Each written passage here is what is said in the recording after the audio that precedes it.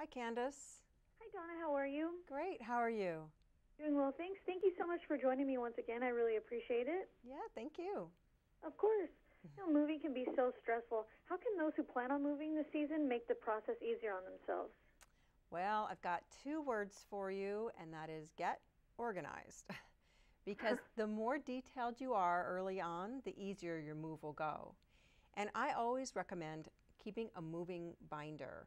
This is something you can just put together. It's a place for your master to-do list and also moving estimates, and anything related to your move can go in there, and you always know where to find that. And do you have any advice on how we can get organized for good? That's one of my biggest problems. Yeah, right. I know. We're talking about, moving, and a lot of the tips that I'm going to give today are things that you can think about at any time, really. And one of them is, when you're moving, you want to start thinking right away about decluttering your home. We all have too much stuff, and you certainly don't want to take stuff that you're not using with you to your new home, because wouldn't it be great when you get there not to have any clutter? But decluttering is a process, but it's not a one-time process. It's kind of, you have to do it regularly.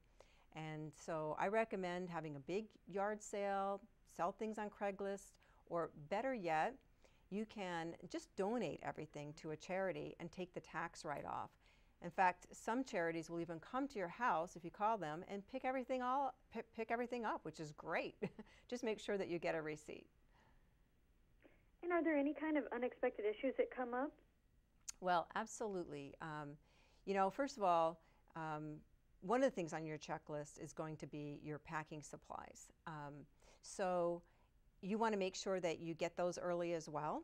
And because one thing that can happen is and it happens a lot, you never have as many boxes as you think you need. So you can order boxes online, actually. There are companies that will deliver them right to your home, or you can go to Craigslist or freecycle.org and get some free boxes.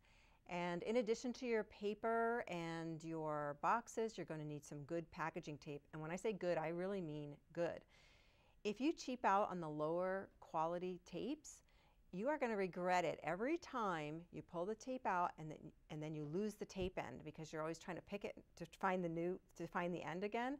It's very frustrating, and it's a big waste of time, which is why I'm a big fan of Easy Start packaging tape from Duck Brand. It has this, they call it frustration-free, which it is, special release technology that ensures an easy start every time, and you'll never lose the tape end. Plus, it won't split like other ones do, and it won't tear. And get this is really cool. It unrolls very smoothly and easily, but also quietly for those late night packing sessions. Well, that's great. Yes, yes. And do you have any additional tips or information you'd like to share with us?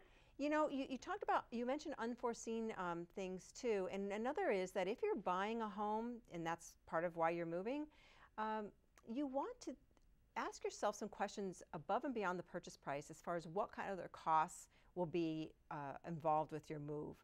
And I'm talking about potential disasters. The National Association of Insurance Commissioners cautions consumers during the buying process to think through the financial implications of a potential disaster like flooding.